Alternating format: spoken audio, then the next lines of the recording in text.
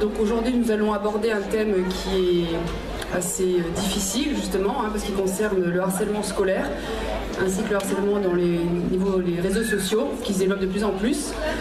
Donc j'accueille Noémie Grandhan, qui est auteure d'un roman de La rage dans mon cartable, qui va nous parler un petit peu de son expérience.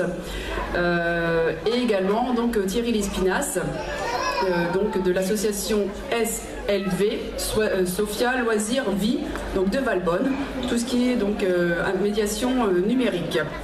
Alors juste un petit rappel des faits concernant le harcèlement scolaire. Donc il y a 14% des élèves de primaire et 10% du collège qui ont été victimes de harcèlement physique ou verbal répété. Donc ça représente quand même 1,2 million d'enfants et d'adolescents par an, ce qui est absolument énorme. Donc cette violence est spécifique à l'école, concerne tous les milieux et tous les âges. Et elle peut parfois durer toute une scolarité, voire, comme disait M. Lespinasse, au-delà. Donc j'aimerais interroger nos deux intervenants sur les différentes formes de harcèlement que ça peut prendre. Est-ce que vous avez pouvez nous expliquer un petit peu quels sont les harcèlements, comment elles se manifestent? Alors oui, bien entendu, bonjour à tous, bonjour à toutes. Effectivement, ce phénomène de harcèlement peut prendre en milieu scolaire différentes formes.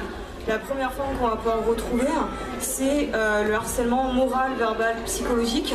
Donc tout ce qui va passer par la parole, par les mots, concrètement tout ce qui va blesser psychologiquement et tout ce qui peut induire une perte de confiance en soi. Donc notamment les moqueries, les insultes, les propos discriminatoires, les surnoms dévalorisants, le phénomène de rumeur aussi, qui peut énormément porter préjudice, et tout ce qui est aussi souvent associé à des situations de raquettes, les menaces, le chantage. Donc ça va rentrer dans cette première forme de harcèlement qu'on peut identifier.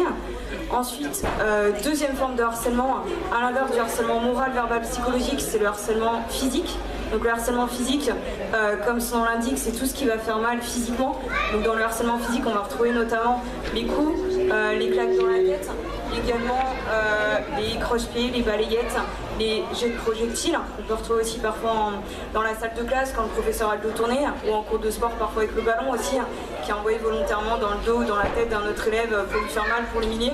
Voilà, c'est des situations qu'on peut retrouver dans cette deuxième forme de harcèlement. Et troisième forme de harcèlement, je pense que c'est celle que vous allez évoquer plus particulièrement, tout ce qui est cyberharcèlement, et donc tout ce qui fait que ça peut continuer aujourd'hui sur les réseaux sociaux, et puis globalement sur Internet, et puis aussi via le téléphone portable.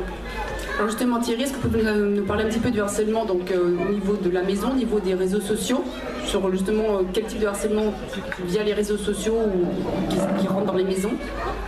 Oui, bien sûr. Bonjour déjà, merci d'être là au premier salon de livres jeunesse. Merci la CASA de nous accueillir dans ce beau lieu du Palais des Congrès de Jean-Lépin. Effectivement, à mon sens, et je ne ferai toujours qu'à mon sens, c'est vraiment ma vision, d'autres personnes peuvent avoir une vision différente.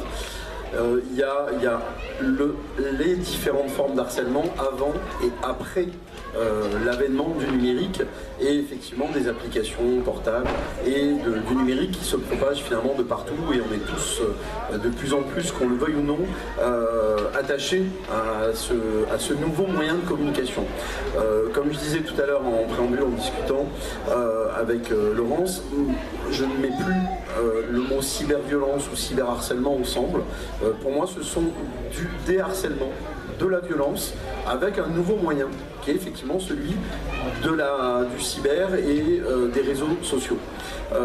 La différence en fait d'impact avant l'ère du numérique et maintenant, c'est qu'effectivement le numérique rentrant dans la maison, vous allez avoir une forme de harcèlement qui peut être quasiment discontinue. Et c'est ça la grosse différence entre, allez, je vais dire la petite blague, pas très intelligente, mais la petite vannerie, le petit qu'il y avait avant, entre guillemets. Bien évidemment, quand je dis la petite, c'est pas du tout pour atténuer, hein, c'est que beaucoup de harceleurs pensent que finalement c'est pas grand chose, c'est juste un petit quelque chose, c'est une blague. Voilà. Malheureusement, vous prenez vous en tant que harcelé certainement pas du tout de la même manière. Et donc du coup, les réseaux sociaux, dans réseaux sociaux il y a réseau, et effectivement, tout à l'heure vous parliez des rumeurs, donc des fake news, maintenant on appelle ça des fake news en anglais. Effectivement, ces fake news peuvent se propager, ces rumeurs, très très rapidement, et de manière en plus totalement anonyme pour vous, parce que en tant que harcelé, vous pouvez être le dernier, vous savez, la fameuse histoire là où vous êtes la dernière personne au courant alors que c'était à vous que ça arrivait. En fait, c'est exactement ça. Vous êtes la dernière personne au courant, que finalement, on fait toujours la petite blague, mais maintenant, au lieu de la faire directement dans la classe, on va filmer et on va le redistribuer. Et la problématique, c'est que non seulement ça, c'est dans le giron de votre classe, mais c'est également peut-être sur des gens que vous ne connaissez même pas et qui en plus ne vous connaîtront peut-être même pas. Voilà. C'est ça le harcèlement numérique. Le harcèlement lié au cyber. Encore une fois, j'ai beaucoup de mal dorénavant à mettre cyberharcèlement. Je préfère qu'on parle de harcèlement toujours et simplement de rajouter le moyen du cyber, comme peut-être un jour il y aura d'autres moyens qui seront inventés, hein, malheureusement. Donc c'est un nouveau support. Alors je voulais vous poser la question, qui sont les harceleurs et qui sont les harcelés? Est-ce qu'il y a un profil type? Alors, au niveau des victimes de ce type de situation, on ne peut pas vraiment faire de profil type. On se rend compte que bien souvent, dans ces situations de harcèlement, c'est finalement la différence de l'autre qui est pointée du doigt, quelle que soit cette différence. Et comme potentiellement, on est tous complètement différents, on se rend compte que finalement, ce phénomène de harcèlement, il va pouvoir tomber à la fois, et il y aurait des centaines d'exemples, hein, à la fois sur celui, par exemple, qui va être un tout petit peu plus petit de taille que les autres, ou un tout petit peu plus grand, un tout petit peu plus mince ou un tout petit peu plus fort, qui va pas avoir par exemple la même couleur de cheveux que les autres ou la même couleur de peau, pas les mêmes marques de vêtements que les autres, pas les mêmes centres d'intérêt que les autres, pas les mêmes notes que les autres. Dans certains cas, il y a des enfants adolescents avec de très bons résultats scolaires qui peuvent être la cible de harcèlement, d'autres qui sont en difficulté qui peuvent être aussi la cible de situations de harcèlement. Donc on se rend compte que concrètement, ce phénomène de harcèlement, il peut toucher n'importe qui. Le fait est qu'à un moment donné, ce qui va faire qu'à un moment donné ça peut prendre de l'ampleur, c'est qu'à toutes ces situations de harcèlement, il y aura toujours des témoins, il y aura toujours un public et des spectateurs, et c'est là où on se rend compte que finalement tout dépend de l'attitude, de la réaction des témoins dans ce type de situation. Il y a aussi un phénomène au niveau des harceleurs, oui, où ils sont en groupe. Tout à fait, tout à fait.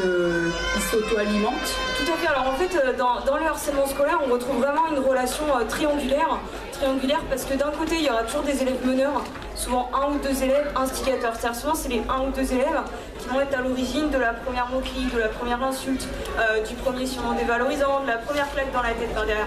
Donc c'est celui ou ceux qui sont à la tête des premiers faits d'humiliation et de violence, qui s'en prennent donc à un élève qui devient leur victime attitrée, sachant que tout peut être prétexte à ces situations de harcèlement. Et effectivement, il y aura toujours des témoins, des spectateurs qui assistent à cette situation et qui bien souvent renforcent de par leur attitude ces situations de harcèlement. Soit en restant silencieux parce qu'ils ont peur de réagir, soit en rigolant et donc en valorisant finalement le meneur qui à ce moment-là bien souvent a besoin de cette valorisation, puisqu'on se rend compte que bien souvent le meneur il est souvent dans la projection, on se rend compte de son propre mal-être en fait sur les autres. Même souvent des blessures amateurs qui n'arrivent pas à exprimer et du coup il projette sa souffrance sur les autres. Donc tant qu'il est valorisé par les rires, par le fait que les autres suivent le mouvement ou finalement que les autres acceptent en silence cette situation, le risque, effectivement, c'est qu'il continue. Et juste par rapport au profil des meneurs, des harceleurs, souvent on retrouve ce manque d'empathie en fait chez les meneurs. Ils ne sont pas capables de se mettre à la place de l'autre, au contraire bien souvent de leur victime qui elle a du mal à faire face justement à cette violence gratuite, parce qu'on n'a pas forcément envie de faire du mal aux autres. Et du coup, effectivement, comme ils ne sont pas capables de se mettre à la place de l'autre, parce que quand ils balancent leur souffrance sur les autres, ça les soulage, tant qu'on les arrête pas, en fait, ils continuent sans forcément prendre conscience de la gravité de la situation. D'ailleurs, l'argument souvent qui est retenu dans ces situations, effectivement, c'est juste pour rire. C'est juste pour rigoler, et en fait en disant ça, effectivement on se met pas du tout à la place de la victime. Alors justement, quels sont les symptômes chez l'enfant harcelé? Est-ce que les parents peuvent les détecter? Est-ce qu'il y a un défi d'isolement? Moi, chez les adolescents peut-être plus difficile, parce que souvent ils sont un peu plus renfermés. Oui, alors il y a effectivement des signes qui peuvent alerter. Alors, bon, la cause peut être une situation de harcèlement, peut aussi être tout autre chose. Hein. Mais par exemple, une chute brutale des résultats scolaires, une baisse des résultats, peut éveiller effectivement l'actualité, peut-être qu'il se passe quelque chose. Un refus le matin d'aller à l'école, ou alors la demande de déménager, sans forcément dire pourquoi. L'enfant qui, au bout d'un moment, voilà, dit je veux déménager, je veux partir ailleurs. Voilà, ça peut poser question. Des changements de comportement. Alors il y a des enfants effectivement qui vont soit victimes de harcèlement se renfermer complètement sur eux-mêmes. Par exemple, quand ils rentrent le soir après l'école, après le collège, ils s'enferment dans leur chambre. Parfois ils se réfugient aussi dans le virtuel. Parce que la réalité est tellement dure que finalement on va trouver un refuge, en fait ça devient un refuge, mais qui peut être à un moment donné une prison parce que on ne peut plus finalement se retrouver avec les autres tellement on a peur du regard des autres. Et ça peut être aussi un changement de comportement dans l'autre sens. Un enfant, un adolescent qui habituellement est tout le temps gentil, tout le temps poli, qui brusquement change de comportement, devient agressif, devient insolent, se met à répondre alors que ça ne correspond pas du tout à sa personnalité. Ça peut être peut-être parce que voilà, il a du mal à exprimer ses émotions et du coup ça peut se projeter soit sur les adultes en fait de l'école, de l'établissement, soit sur la famille, sur les parents. Parfois ça se projette sur les frères et sœurs.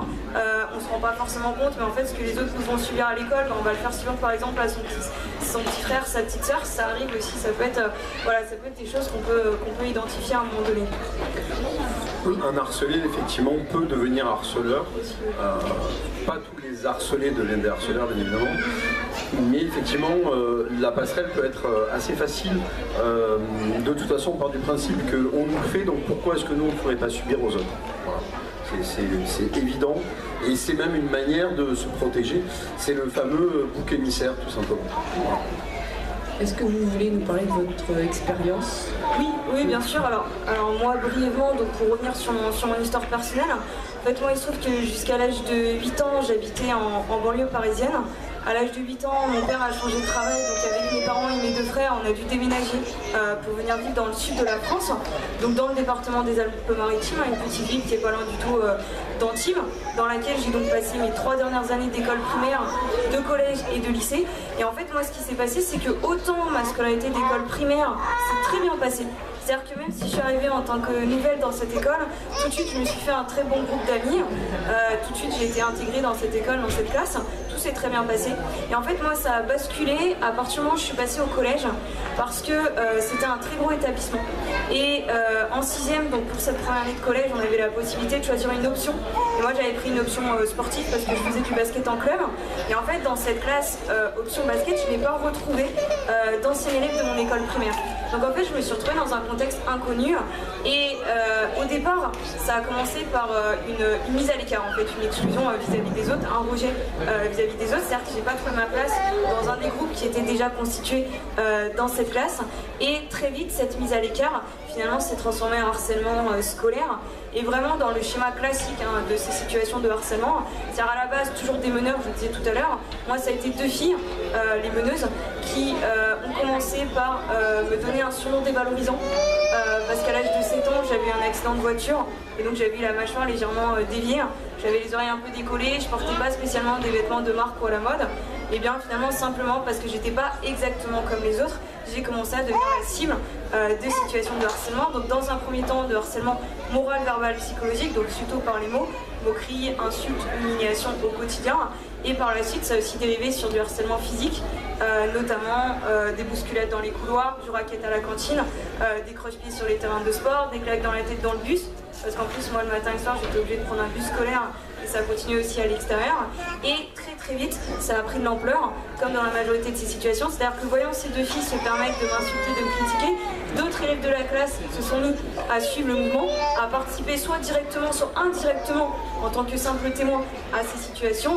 Et moi dans mon cas ça m'a pris encore plus d'ampleur, puisque ces 2 filles ont été parlées à d'autres élèves de l'établissement et je me suis retrouvée concrètement du jour au lendemain avec une sorte d'étiquette de victime symboliquement sur le front, à subir du harcèlement de la part d'élèves que je ne connaissais même pas et qui ne me connaissaient pas. Donc très vite ça a pris l'ampleur. Est-ce que vous avez discuté avec vos parents, avec les enseignants? Quelle était votre réaction? Alors malheureusement, ce qui s'est passé, c'est que moi, comme je me suis retrouvée dans ce contexte que j'avais jamais vécu finalement, j'avais jamais auparavant été confrontée à ce type de violence gratuite, donc j'ai été complètement déstabilisée. Et le souci, c'est que déstabilisée, j'ai pas su comment réagir, donc j'ai testé différentes réactions. Ma première réaction, ça a été d'ignorer, ça n'a pas fonctionné. Ensuite, j'ai tenté de répliquer, d'avoir du répondant, ça n'a pas fonctionné non plus, parce que moi, j'avais pas du tout de méchanceté, j'avais pas du tout de violence à l'intérieur de moi, j'étais vraiment profondément gentille, et donc j'avais du mal à répondre à ces agressions qui étaient totalement gratuites. Et le problème, c'est que, ayant testé ces différentes réactions, et comme ça n'a pas fonctionné, malheureusement, ma dernière réaction, ça a été complètement me renfermer sur moi-même et me mettre à tout intérioriser.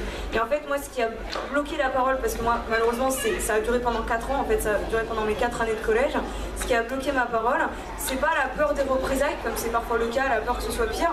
Moi, c'est vraiment un sentiment de honte qui peu à peu a commencé à m'envahir. Même si j'étais 100% victime, au bout d'un moment, à force de subir ces violences, j'ai fini par penser que si les autres s'en prenaient à moi, c'est qu'il y avait forcément une raison, donc c'est forcément que j'étais coupable. Et malheureusement, ce sentiment de honte a complètement bloqué ma parole auprès de ma famille et auprès des adultes de l'établissement. Donc, le manque de confiance, les notes, les notes scolaires. Voilà, effectivement, ça a eu 2 conséquences principales en ce qui me concerne sur le court terme. Sur le court terme, j'ai totalement perdu confiance en moi, et totalement perdu confiance en moi à un point où j'étais même à un moment donné incapable de regarder les autres dans les yeux. Tellement les autres me renvoyaient de méchanceté, de cruauté gratuite. Pendant des années, en fait, j'ai marché tête baissée au sens littéral du terme. Ça a eu aussi un impact sur mes résultats scolaires, puisque autant j'avais très bons résultats jusqu'en CM2, je suis passée au collège dès le premier trimestre de 6e, je me suis retrouvée en situation d'échec scolaire avec avertissement de travail sur tous mes bulletins, parce que je n'arrivais plus du tout à me concentrer, et parce que effectivement nous à l'époque il n'y avait pas encore le cyberharcèlement, le harcèlement via les outils numériques aujourd'hui qui existent, ça n'était pas encore développé, mais quand je rentrais chez moi, j'avais toujours tous ces propos dévalorisants qui continuaient de résonner dans ma tête, même quand les autres les disaient plus, ils entendaient encore, et donc j'étais incapable de me concentrer, que ce soit chez moi, à la maison, ou alors en salle de classe, où il y avait aussi des situations de harcèlement. Alors comment vous en êtes-vous sorti? C'est grâce à votre ouvrage? Ça a été un ouvrage thérapie? Alors, effectivement, l'écriture pour moi était vraiment une libération, et notamment en fait ce livre, donc De la rage dans mon cartable, c'est à la fois le témoignage, en fait, le récit, donc l'histoire que j'ai vécue, mais c'est aussi en alternance, il y a des textes en fait qui sont en italique, c'est des textes que j'écrivais à l'époque où je subissais ces situations de harcèlement. C'est-à-dire que moi, ma ressource face à ces violences, ça a été malgré tout ma force, ça a été de pouvoir malgré tout mettre des mots au travers de l'écriture sur ce que je n'arrivais pas à dire verbalement, et je pense que concrètement c'est ce qui m'a permis de tenir pendant ces 4 années de harcèlement, de garder la tête hors de l'eau, parce que ça a été quand même une période extrêmement compliquée. Et après au lycée? Au lycée, j'ai eu énormément de chance. C'est-à-dire qu'en seconde, au lycée, donc malgré tout, j'étais en situation d'échec scolaire. Et malgré tout, j'arrivais toujours à passer dans la classe supérieure parce que j'avais très peur de redoubler, de passer une année de plus dans cet établissement. Donc j'ai malgré tout quand même obtenu le passage en seconde au lycée. Et là, j'ai une chance incroyable, c'est-à-dire que dans cette classe de seconde, j'ai pas retrouvé du tout d'élèves qui étaient avec moi au collège. Donc je me suis retrouvée dans un contexte inconnu qui pour le coup m'a été favorable. C'est-à-dire qu'automatiquement j'ai perdu cette étiquette de victime que j'avais eue sur le fond pendant ces 4 années de collège. Et donc rapidement en fait d'un point de vue social, relationnel, tout s'est arrangé, je me suis fait des amis, tout allait bien. Sauf que ce que j'imaginais d'ailleurs absolument pas, c'est que passer au lycée, au moment où donc, tout allait bien dans ma vie, c'est là où les conséquences ont été les pires. Parce que forcément comme tout allait bien, j'ai commencé à me détendre, donc j'ai commencé à me libérer de toute cette pression que j'avais accumulée pendant ces 4 années de harcèlement au collège, puisque j'avais encaissé pendant 4 ans, et en fait tout ce que j'avais encaissé pendant 4 ans est ressorti en décalé quand tout allait bien dans ma vie. On peut parler de choc, des conséquences post-traumatiques. Moi tout est ressorti quand je suis passée au lycée, quand tout allait bien, je me suis retrouvée en dépression, je me suis retrouvée avec des troubles du comportement alimentaire, je me suis retrouvée encore plus en situation d'échec scolaire qu'au collège.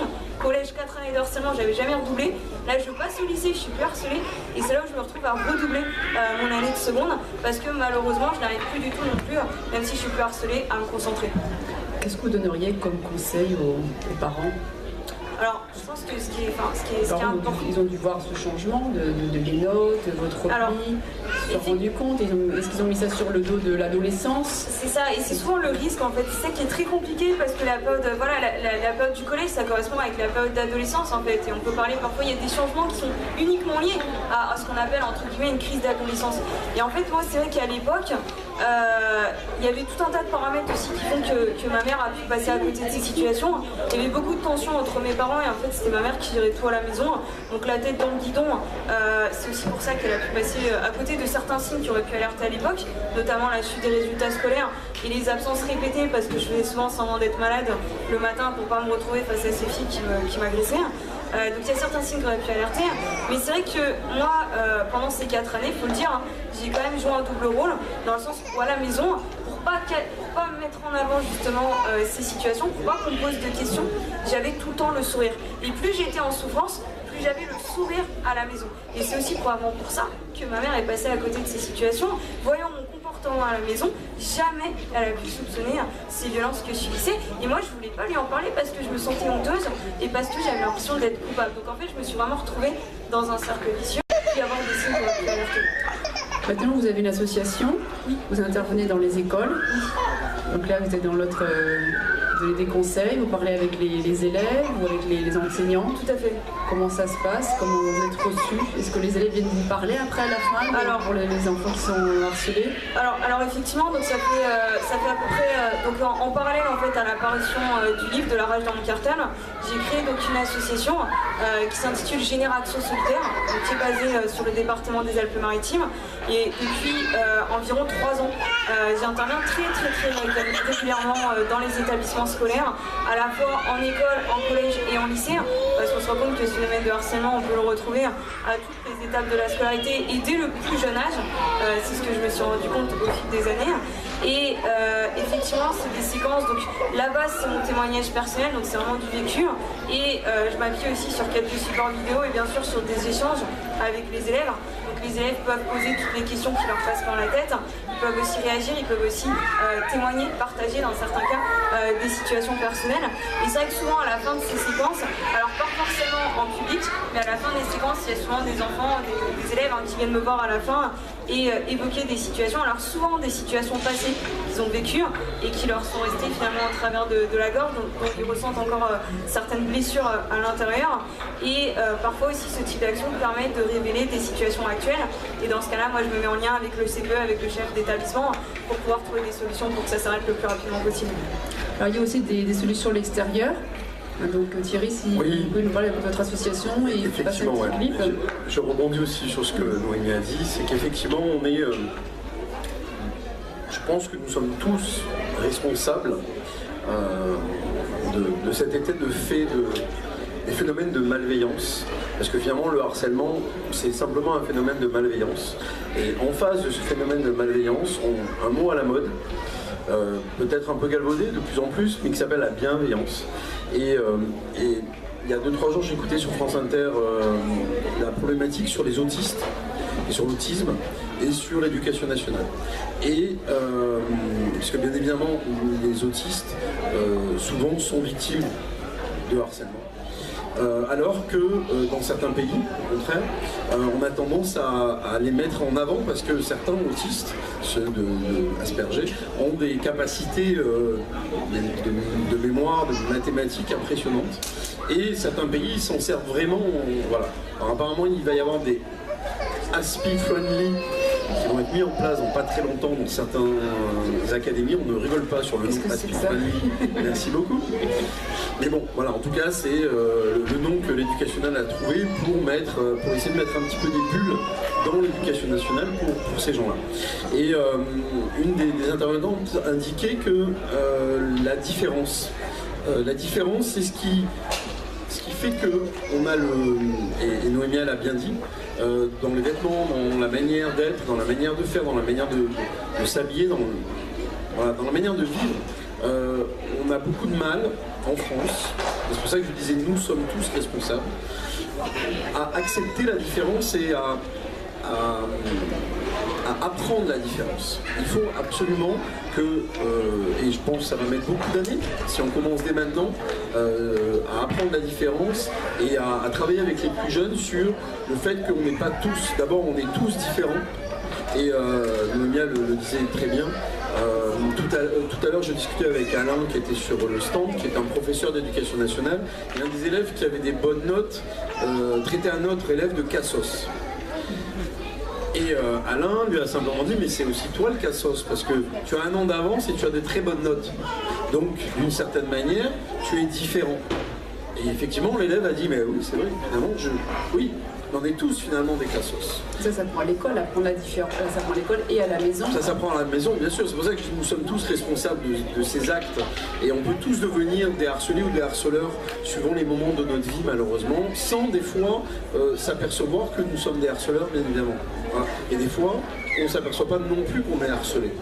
Parce que suivant les phénomènes, s'ils sont assez courts, pas très répétitifs, je suis sûr qu'au fond de vous, vous pouvez vous apercevoir que vous avez été victime d'un phénomène de harcèlement.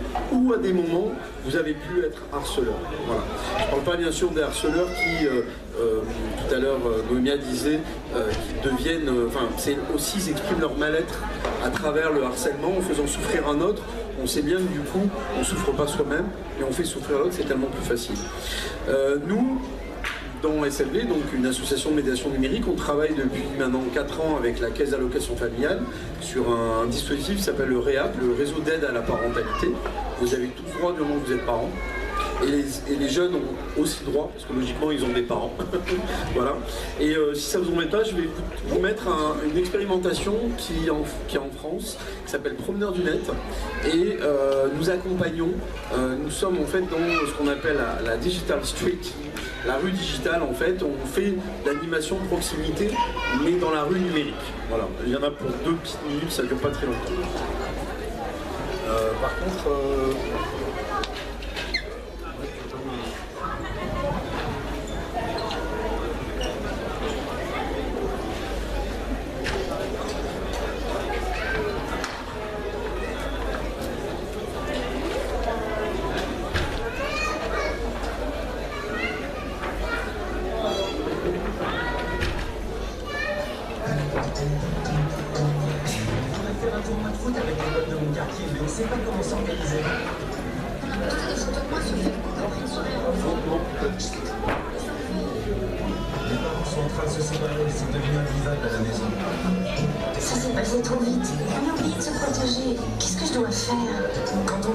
On se pose beaucoup de questions et on passe beaucoup de temps sur Internet. Ça c'est sûr. 80% des 11-17 ans vont sur Internet au moins une fois par jour, sans parler des réseaux sociaux. Près de 78% des 13-19 ans possèdent un compte Facebook. Le web c'est super, mais il comporte aussi des risques. Pas question qu'il soit déserté par les adultes. C'est pour ça qu'il existe une initiative importée de Suède, les Promeneurs du Net. Le projet est soutenu par les CAF et leurs partenaires, comme la Mutualité Sociale Agricole, les directions départementales de la cohésion sociale et les conseils départementaux. Concrètement, les promeneurs sont des professionnels de la jeunesse présents sur Internet, en plus du travail qu'ils accomplissent dans la vie réelle. Aujourd'hui, être présent dans la rue, ça ne suffit plus. Les Promeneurs du Net proposent aux jeunes d'être amis sur les réseaux sociaux. Cela leur permet de maintenir un lien avec eux. En allant à leur rencontre sur Internet, les promeneurs jouent un rôle d'écoute, de prévention, de conseil et d'accompagnement. Le projet s'inscrit dans le cadre de l'action sociale des CAF, dont l'objectif est de maintenir et de renforcer les liens familiaux et de contribuer à l'épanouissement des enfants et des jeunes. Sur le web, les promeneurs sont partout. Blogs, chats, forums, réseaux sociaux, ils peuvent laisser des commentaires, échanger des messages privés ou répondre aux sollicitations. Ils effectuent aussi des permanences en ligne sur des créneaux horaires précis. Ils travaillent à visage découvert. Chacun d'entre eux est clairement identifié comme professionnel sur les réseaux sociaux. L'objectif, c'est de créer une relation de confiance avec les jeunes, de façon individuelle ou collective. Tous les échanges sont strictement confidentiels. D'ailleurs, comme tout groupe professionnel, les Promeneurs du Net ont des valeurs communes inscrites dans une charte nationale. Cela commence par le respect des valeurs de la République. Les réseaux départementaux des Promeneurs du Net organisent régulièrement des réunions de partage, de formation et d'échange d'expériences et de pratiques. Vous pouvez retrouver toutes les informations sur cette démarche sur le site promeneurdunet.fr. Le site s'adresse à tous, professionnels, parents, jeunes, partenaires. Il propose notamment l'annuaire de tous les promeneurs des différents départements et le nom des structures dans lesquelles ils sont engagés. Les promeneurs du net, une autre manière d'être en contact avec les jeunes.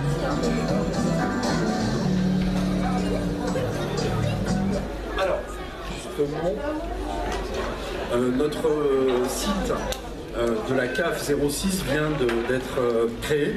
Donc vous pouvez nous retrouver, nous sommes 9 promeneurs du net pour l'instant. Alors c'est pas nombreux, on n'est pas très nombreux, mais on essaie d'être là et d'être présents. Tout à l'heure, le son était très bas, mais une des premières questions c'était on a mis des photos de moi sur Facebook. Une soirée où j'étais arrosé. Enfin, j'avais un peu trop bu, on va dire, et effectivement ça s'adresse aussi à ça, c'est-à-dire qu'on est là aussi pour donner des conseils aux jeunes, demander le retrait effectivement de la photo Facebook, de demander à la CNIL d'aller un peu plus loin. Il existe quand même des solutions, Google n'est pas le grand, n'a pas tous les droits, et l'oubli numérique existe normalement. J'ai bien normalement parce que c'est très compliqué. Tout à l'heure je parlais des réseaux et du fait que dorénavant par rapport à avant il n'y avait pas ce phénomène de boule de neige, c'est-à-dire qu'il y a un événement, une fake news, ce que vous voulez va être pris et on va pouvoir la démultiplier. Enfin, il suffit de voir ce qui se passe dans certains pays et même en France où une simple image va pouvoir être transformée, photoshopée, on va pouvoir en faire ce qu'on veut. Je disais tout à l'heure en préambule avec Laurence, en 2006, en décembre 2006, il y a un auto-entrepreneur. Vous allez comprendre que je ne dévie pas dans mes dires. Un auto-entrepreneur a fait un calcul, a filmé sa vidéo en disant voilà, c'est un scandale, l'État nous raquette, je suis à plus de 40% raquetté par le RSI. Et voilà. Cette vidéo, elle a fait un scandale, je ne sais pas si vous en avez entendu parler. En décembre 2006. Elle a été vue à peu près 2 à 3 millions de fois sur YouTube. Et quelqu'un, les journalistes ou je sais plus qui, ou je sais même pas, c'est pas un secrétaire d'État, a dit mais non, c'est pas exactement ça, la somme, c'était pas 40%, mais c'était 32%. On va dire que c'était pas exactement la réalité. Cette personne a eu l'honnêteté intellectuelle de refaire une vidéo et de s'excuser et de dire effectivement, je me suis trompé dans mon calcul. Cette vidéo, elle a été vue 3000 fois. Et c'est pour ça que malheureusement, tout à l'heure je parlais d'actes de bienveillance au contraire des actes de malveillance. Le fait que quelqu'un va râler contre l'État, contre quelqu'un d'autre, c'est un acte de malveillance sur YouTube. Il va être regardé 3 millions de fois. Le fait que vous vous excusez humblement, ça intéresse personne. Et on est tous là-dedans, on est tous dans ce cheminement. Voir quelqu'un qui s'excuse, c'est peut-être pas très drôle. Par contre, voir quelqu'un qui fait du bad news, c'est quand même plus sympa. Alors justement, la question de savoir, c'est donc là, le harcèlement scolaire au sein de l'école, donc qui dévie à travers les réseaux sociaux, etc. Pourquoi être sur les réseaux sociaux aujourd'hui ? Être sur les réseaux sociaux aujourd'hui pour les jeunes? Alors justement, la vraie question, c'est pourquoi être sur les réseaux sociaux? Quand vous êtes sur les réseaux sociaux, je parle de Instagram, Snapchat, Facebook, Twitter, on n'y est pas pour les mêmes raisons. Facebook à l'heure actuelle est en train de se vider petit à petit. Facebook sert de plus en plus pour des applications, exemple booking.com, c'est tellement plus facile de se loguer grâce à Facebook. Bon, ça intéresse bien les deux, Booking et Facebook, comme ça ils vous récupèrent vos data, mais ça c'est un autre débat. Facebook est en train de se vider, en plus il y a un problème avec, vous avez vu, il y a des données qui ont été aux États-Unis. Donc c'est en train de se vider. Bon, il y a quand même encore des jeunes sur Facebook, mais ça reste quand même. Et souvent les jeunes, par exemple, là il y a des jeunes, normalement c'est 13 ans en plus Facebook, est-ce qu'il y a des jeunes qui ont un compte Facebook? Normalement c'est 13 ans. Est-ce qu'il y a des adultes qui ont un compte Facebook? Alors, ce que je peux vous dire aussi, c'est que dans l'autre sens, certains jeunes, vous avez un ado, il a 14-15 ans, en fait il va créer un deuxième compte Facebook. Voilà, il va être pote avec vous parce que voilà, mais c'est aussi un peu la honte entre guillemets d'avoir ses parents. Voilà, ça c'est malheureusement c'est comme ça. Instagram, vu que c'est lié à Facebook, Instagram appartient à Facebook, on est plus sur des usages, on va dire, de photos et d'instantané. Twitter, les jeunes sincèrement sont très peu sur Twitter. Twitter c'est le canal prioritaire pour les fake news, mais c'est aussi le canal pour les adultes. On est quand même Twitter c'est quand même vraiment pour les adultes, c'est un outil de communication. président de la République. Ouais, bien sûr, évidemment. Il y a Periscope qui va avec. Donc du coup, Snapchat, voilà, les jeunes sont à l'heure actuelle sur Snapchat. D'ailleurs, dorénavant, Snapchat permet de faire des vidéos à 16 personnes. Voilà. 16 jeunes adultes peuvent être ensemble en même temps sur Snapchat. Il suffit juste d'avoir un réseau qui tient le coup, mais voilà. Les jeunes sont beaucoup sur Snapchat. Le seul avantage de Snapchat, c'est que quand vous copiez une photo, normalement, la personne le sait. Et on va dire que par rapport à Facebook, on est un peu mieux protégé. Nous, dans le cas du REAP, on fait une expérimentation où il y a des parents, il y a des jeunes qui viennent, et je prends la photo de ma copine Coraline Carbonel de la Mutualité Française, je la pique, je mets que je m'appelle Gemma Jameson, que je suis né à Los Angeles, que je vis à Hawaï, et je copie tout ce que j'ai envie sur elle, je récrée une vie complète avec sa photo. Ce qu'il faut savoir, c'est que toutes les photos de couverture sont des photos publiques. Voilà, c'est comme ça. C'est le principe de Facebook. Donc c'est très très important et on apprend justement à travers ces ateliers-là à paramétrer les comptes Facebook des jeunes et des moins jeunes. Pour moi, en tant que parent, vous avez un vrai rôle d'accompagnement auprès de vos enfants sur les réseaux sociaux. Vraiment, l'éducation nationale, elle ne peut pas tout faire. Si déjà elle était bienveillante tout le temps, ça serait bien. Et vous, en tant que parents, vous êtes des éducateurs et vous devez vous intéresser à leurs nouveaux outils. Il y a 100 ans, peut-être que les Louis Lumière et le cinéma, et peut-être qu'il y avait des gens qui étaient réfractaires au cinéma, il y avait des jeunes qui allaient au cinéma, et on disait mais ça sert à rien du tout, c'est pas l'avenir, et il y avait peut-être des phénomènes déjà autour du cinéma.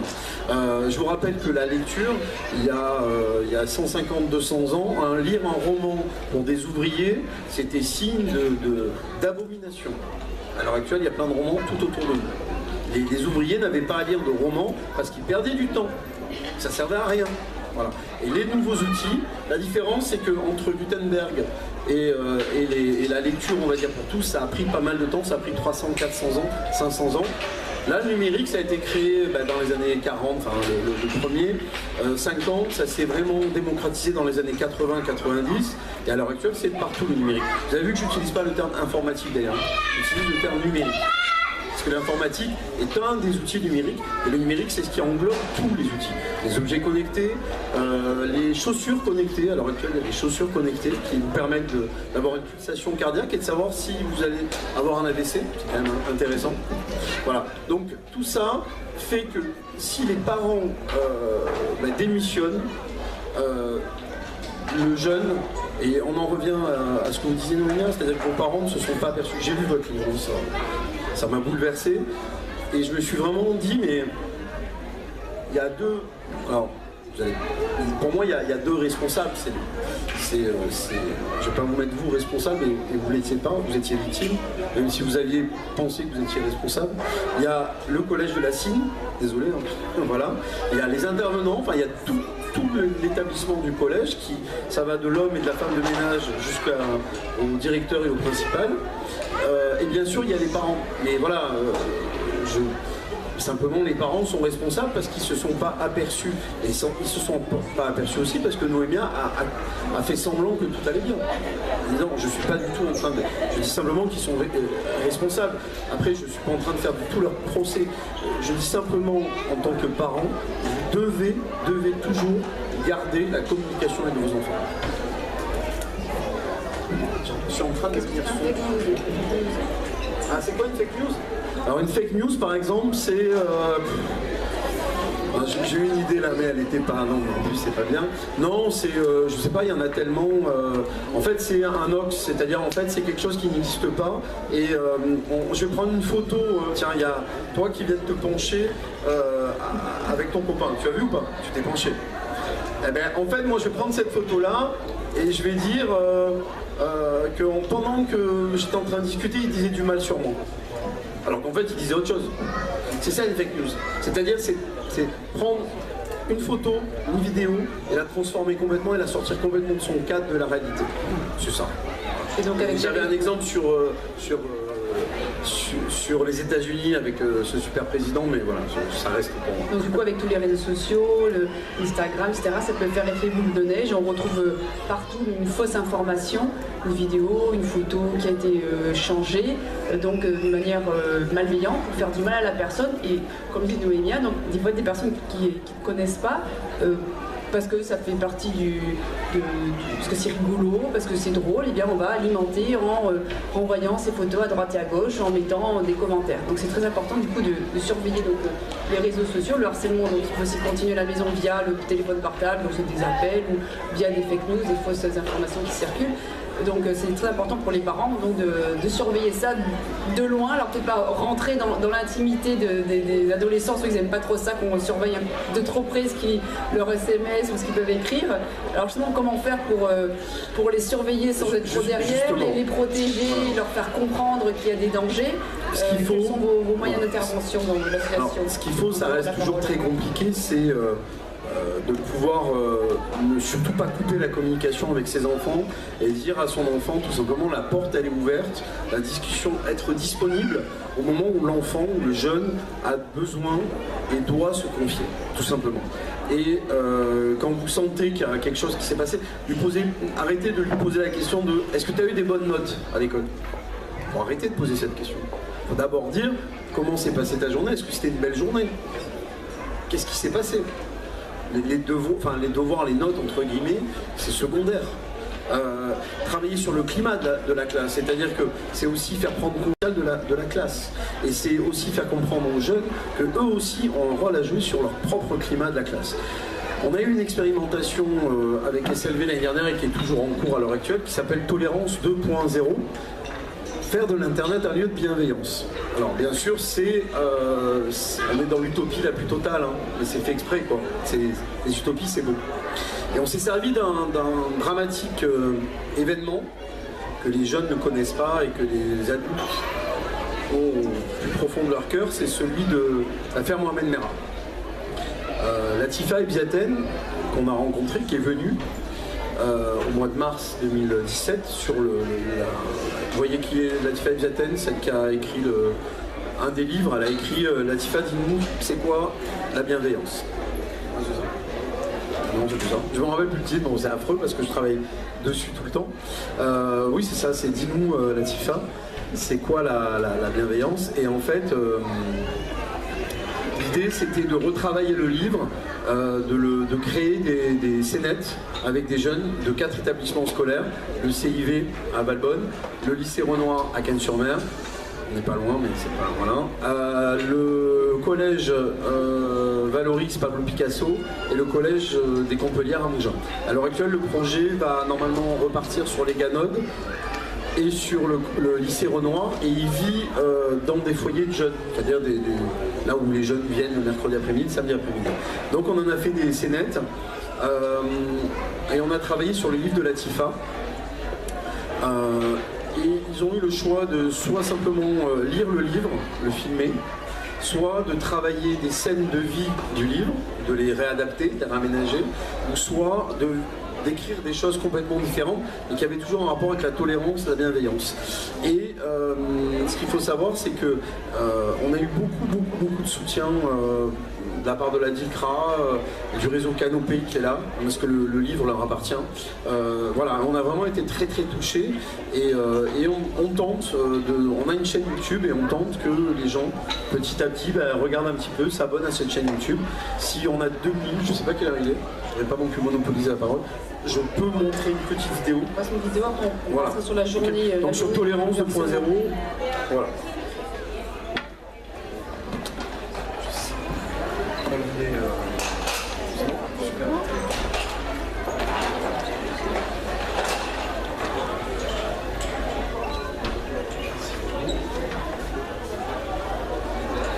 Pour les jeunes qui sont victimes de harcèlement, je vous rappelle qu'il y a plusieurs numéros de téléphone en dehors du promeneur du net, donc, que je vous ai exposé. Il y a le Stop Harcèlement, Jeunes Violence Écoute et Cyberharcèlement, également de numéros qu'on peut téléphoner, donc ils sont anonymes. Donc ça peut être bien pour les jeunes qui n'ont pas forcément envie de parler avec leurs parents, ou qui ne se sentent pas écoutés, ou qui ne savent pas comment leur dire. Quand ils voient bien qu'il y a un problème, donc ils peuvent pouvoir téléphoner assez anonymement et expliquer leurs difficultés. Parce que c'est vrai que je vois dans le modèle, je vois les parents comme modèle primaire, mais c'est vrai qu'il n'y a pas que les parents. Ça peut être un autre adulte, ça peut être un oncle, ça peut être tout le temps, ça peut être un cousin, ça peut être un professionnel, bien évidemment. L'important, c'est qu'il y ait toujours un contact entre un jeune qui a une question et un adulte référent qui puisse y répondre. Alors, ce clip-là,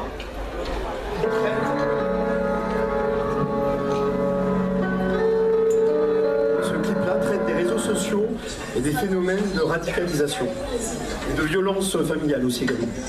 Vas-y, on n'attend pas, j'y vais. Où tu vas encore? Tu viens à peine de rentrer. Qu'est-ce que ça me foutre? Il me semble qu'il y a des choses à faire ici. Tu peux le faire, non?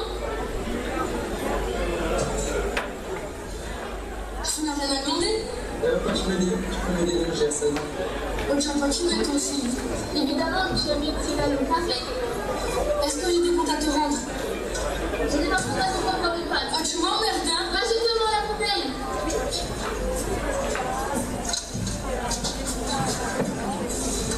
Alors c'est très amateur bien évidemment, il y a eu 5 séquences de 1h30 pour mettre ça en place. Vous imaginez que c'était pas évident.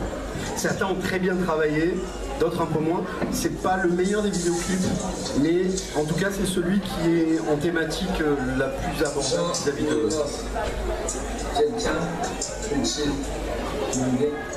Qui es-tu? Je suis Étienne. J'ai 10 ans. Appelle-moi Jean. Quel est ton problème? Mes parents viennent de s'engueuler. J'en ai marre. Est-ce si grave? Ce sont des choses qui arrivent dans un couple. Ici, tous les jours, je n'ai jamais un moment de paix. Je les ai déjà vus se taper de feu. C'est sérieux, en effet, mais tu ne dois pas désespérer. Dis-toi que nous pouvons t'aider à t'en sortir. Comment? Notre communauté peut t'accueillir, t'offrir un asile et t'assurer la sécurité chaleureuse que tu n'as pas chez toi et que tu cherches. Oui, c'est exactement ce que je cherche. Tu dois nous faire confiance et t'engager à nos côtés. Qu'est-ce que je dois faire? Tu devras accepter quelques sacrifices, mais en échange ta vie aura un sens. Et tu cesseras de tourmenter. Veux-tu que nous en reparlons demain? Vous me direz ce que je dois faire. Absolument. À demain, même heure. Je compte sur toi. Ça va encore? Ça va? Ouais, attends. J'ai pas compris l'exercice de ma vie. Mes parents ont encore fait leur circuit. Je crois que je vais me casser. J'en ai marre, j'ai vu que le camp rejoint une communauté. Il y a un gars qui m'a parlé hier. Ouais, vachement sympa. Vachement sympa. Le gars est rassurant. C'est pas le cours Florent, mais désolé. Le problème, c'est que j'en sais rien. Il m'a dit que je trouverais un sens à ma vie, c'est sympa. Ça m'a dit, il faut trouver les pires. C'est-à-dire que tu devras parler à un possible. Oui, donc Sébastien, je vous écoute. Mes parents se disputent tous les jours, j'en ai bien le dos. On ne peut pas sur internet d'adhérer à une communauté. Qu'est-ce que je sais? Je ne devrais pas. Vous ne savez pas sur quoi je m'engage. Raison de plus, il est clair que tu es sous le coup d'une émotion liée du conflit de tes parents. Il ne faut surtout pas agir sur un coup de tête. Oui, mais c'est de ma chance. C'est pas clair. Les gens qui draguent sur internet sont habiles à profiter de nos faiblesses et de nos angoisses. Donc vous pensez que c'est ma merde? Je vois que ta place est avec tes parents, mais je veux bien les rencontrer, leurs parents. Voilà, alors vraiment c'est une de celles qui est la plus mauvaise en termes de réalisation.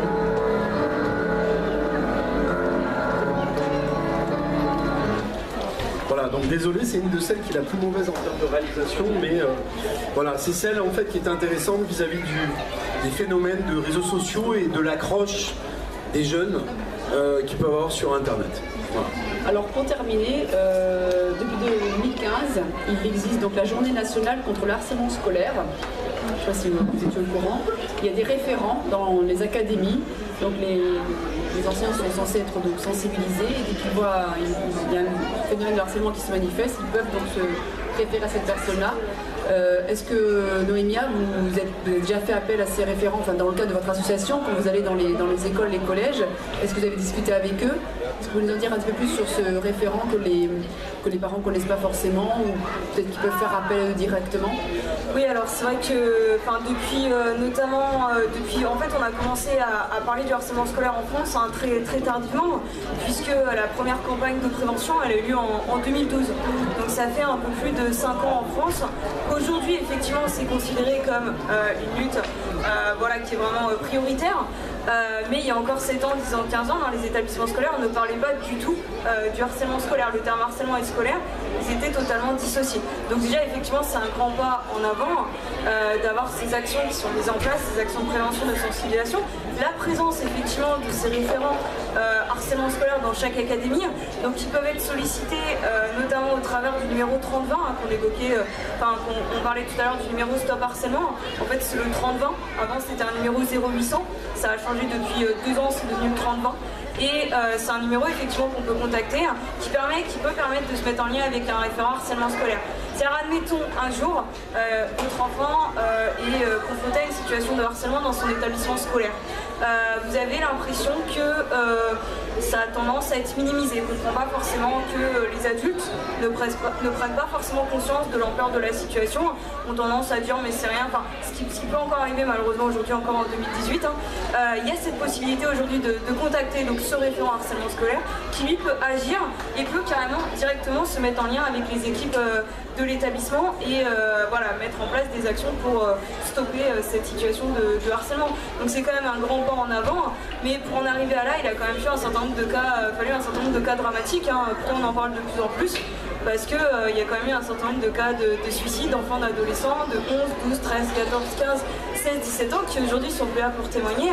Et c'est là qu'on s'est rendu compte que ce phénomène de harcèlement, non seulement il touchait beaucoup plus d'élèves que ce qu'on pouvait imaginer, mais que ça pouvait avoir des conséquences très graves sur le court terme, sur le long terme, voire dans certains cas dramatiques. Donc c'est vrai qu'aujourd'hui il y a cette possibilité et il ne faut pas hésiter à faire appel à ces référents dans le cas d'une situation détectée de harcèlement.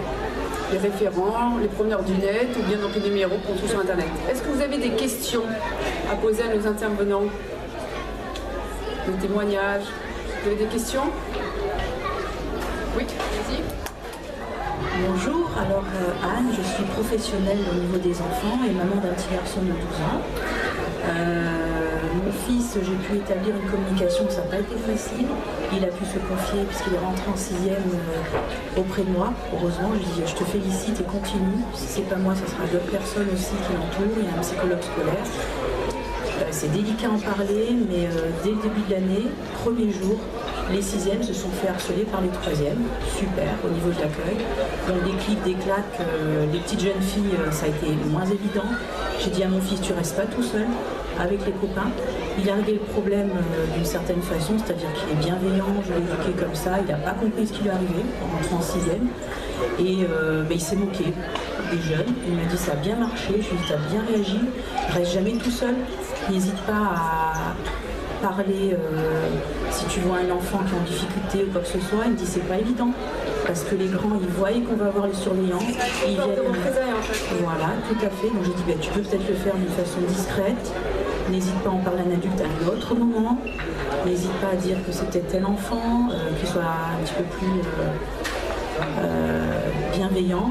Il y a la CPE qui prend très bien en charge les choses. Je lui ai parlé de mon enfant qui était concerné sur le trajet, pas seulement dans l'établissement. J'ai des collègues à Villeneuve qui ont mis en place une surveillance à l'extérieur du collège, parce que ça peut se faire aussi d'une façon discrète. Voilà, dans le bus, sur le trajet. Et je suis une maman vigilante. C'est pas évident parce qu'ils n'ont pas forcément envie de parler à leurs parents. Voilà, je l'ai félicité. Je dis moi-même j'ai été victime de léger harcèlement, mais j'ai tout gardé pour moi. J'en ai pas parlé à mes parents, j'avais honte. Je me suis dit je me reconnais lors de votre témoignage. J'avais pas envie de leur rajouter d'autres problèmes. Je me suis dit c'est moi qui suis fautive. J'avais pas forcément de marque sur moi. J'avais peut-être des différences. Des bêtises. Aujourd'hui, je me rends compte que... Oui, en fait, c'est très triste en fait, de se rendre compte effectivement du caractère vraiment absurde en fait, de la situation. Voilà, j'étais sur Nice, dans des établissements où les jeunes, voilà, tu portes pas des marques, machin, et très vite, on est mis à l'écart. Bon, j'ai eu la chance voilà, d'en être sortie peut-être par une certaine force, où j'ai pris sur moi, mais j'ai souffert. J'ai mon compagnon, c'est pareil, il est sur Antibes, il me dit aujourd'hui encore j'ai des séquelles, 45 ans quoi. Voilà, donc lui aussi est vigilant auprès de sa fille et de mon fils, il m'a dit écoute, tu ne veux pas en parler à maman, moi je suis un bonhomme, n'hésite pas à venir, voilà. Donc on met, nous les parents, on est vachement responsables, enfin, il faut qu'on soit vigilant et comme vous dites, qu'on puisse essayer de trouver des signes. Voilà, c'est pas évident. Hein. C'est pas évident, surtout en période d'adolescence. Voilà, on a tendance à canifler vraiment ces émotions. C'est d'autant plus difficile, c'est pour ça qu'on peut passer à côté de situations. Oui, tout à fait, même en étant des parents vigilants, on peut être fatigué à un certain moment, vivre des choses qui sont pas évidentes, ni pour eux ni pour nous. J'ai vraiment dit à mon fils, continue à communiquer, si avec moi ça passe pas, t'as pas envie, c'est dédicace à un petit gars, moi je suis une maman, et il dit même, voilà, je vois des copains qui sont en difficulté, donc ses propres potes, c'est bien baraqué et tout, il me dit, je fais gros ventre, ils sont une belle bande de copains avec toujours des meneurs, c'est exactement ce que vous dites, pour se mettre en avant, il me dit, dès que les copains sont partis, je me mets avec lui, je lui dis, écoute, tu touches pas à mes potes, tu m'en piquines pas, et hop là, dès qu'il n'y a plus la bande de copains, voilà. Donc il réagit bien, sans que j'ai expliqué trop quoi que ce soit. Il est dans la bienveillance, comme vous et comme beaucoup d'enfants quand même. On ne va pas généraliser. Mais voilà, je discute avec des collègues qui sont enseignants, qui ont leurs propres enfants. Les petites filles, c'est pas facile. Les petites jeunes filles, c'est pas facile. Voilà. Et lui, il s'en sort aussi par le sport. Voilà, le sport, c'est un gars. Il a plus de ressources. Le sport, les arts, la musique, la culture, ça peut être des bons. Alors, la problématique, c'est que ça peut être des bons moyens pour récupérer ou pour gagner de la confiance en soi. Et ça peut aussi jouer à l'inverse, c'est-à-dire qu'on peut de nouveau être encore différent.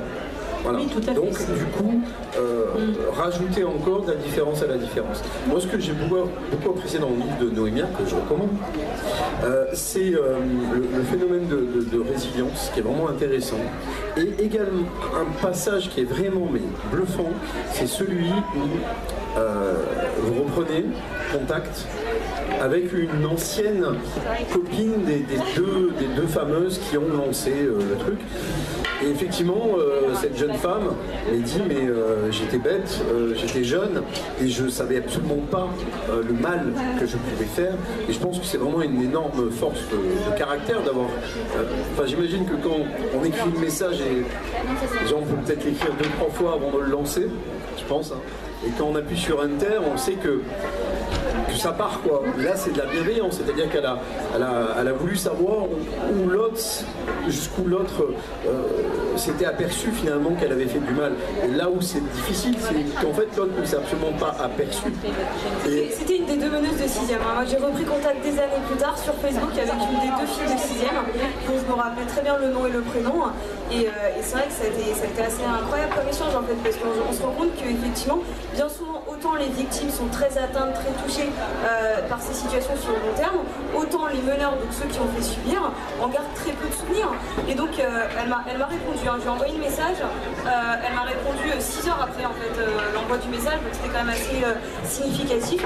Et en gros, effectivement, dans le message, elle me dit je me rendais pas compte à l'époque. Et en fait, j'ai compris dans son message qu'elle-même avait été dans la projection de son propre mal-être sur moi, puisqu'elle m'a expliqué que juste avant de rentrer au collège, elle a eu une épreuve dans sa vie, dans la mesure où elle a perdu son père. Son père est décédé. Et en fait, du coup, comme elle a pu mettre des mots sur ses émotions, pendant des années, en fait, elle a projeté sa souffrance sur les autres. Et des années plus tard, sortie de cette souffrance, bien sûr, elle regrettait d'avoir fait subir cette injustice. Mais au moment des faits, le problème, c'est que souvent, on ne se rend pas compte de tout l'impact en fait, que ça peut avoir. Souvent, pour en finir moi avec mon propos, le harcèlement, c'est la peau de banane. La fameuse peau de banane qui fait plus trop rire, qui faisait rire il y a 100 ans, où la personne va glisser. Ça va en faire rire certains encore maintenant. Et en fait, pourquoi on rigole? Mais juste parce que c'est pas vous qui êtes sur la peau de banane qui êtes victime. C'est tout. C'est le principe de, entre guillemets presque, c'est le principe de l'humour. Moi, il m'est arrivé un truc très bête comme au bowling, je suis pas très doué et la première fois, je me suis ramassé en lançant la boule et je suis remonté très vite, quoi. Mais du coup, mes potes, ils ont rigolé, bien évidemment. Et la deuxième fois, je me suis ramassé et puis finalement, j'ai joué j'en ai rajouté, c'est-à-dire que je suis resté un quart d'heure, entre guillemets, j'en rajoute, mais je suis resté vautré pour que justement je montre aux autres que cet incident, finalement je le prenais et il me faisait grandir. Il me faisait grandir cet incident. Et c'est là où les victimes ont du mal. C'est-à-dire qu'il faudrait absolument, et ça fait partie d'apprendre la différence, et c'est aussi apprendre à mener, passer un petit peu ce que les autres vous renvoient. Parce que ce qui vous renvoie, c'est absolument pas ce que vous avez vous dans votre propre miroir. Et essayez le fameux truc, ça vous passe au-dessus. C'est très compliqué pour des jeunes, pour des adolescents, qui sont tellement intéressés par ce que l'autre vous renvoie. Comment vous êtes habillé, comment est-ce que vous parlez, est-ce que vous faites partie de la même famille, de la même tribu, des mêmes pères. Alors imaginez, même nous, ça peut nous toucher. Donc imaginez quand on est adolescent ou jeune de 10-12 ans et qu'on commence à avoir une perception de soi qui est vraiment différenciée de celle de ses parents et du groupe familial, et on commence à être dans le groupe des amis, et c'est difficile justement quand on s'aperçoit que le groupe des amis ou les faux amis vous renvoient des images négatives.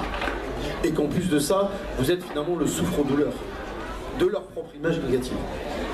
Voilà. C'est la peau de banane. Je voudrais vous remercier donc, nos intervenants, donc, parce qu'on a un autre débat qui va commencer. N'oubliez pas les parents, donc communiquez avec vos enfants, les enfants communiquent avec vos parents, il y a des numéros de téléphone, il y a des référents, il y a beaucoup d'aide, parlez avec le professeur.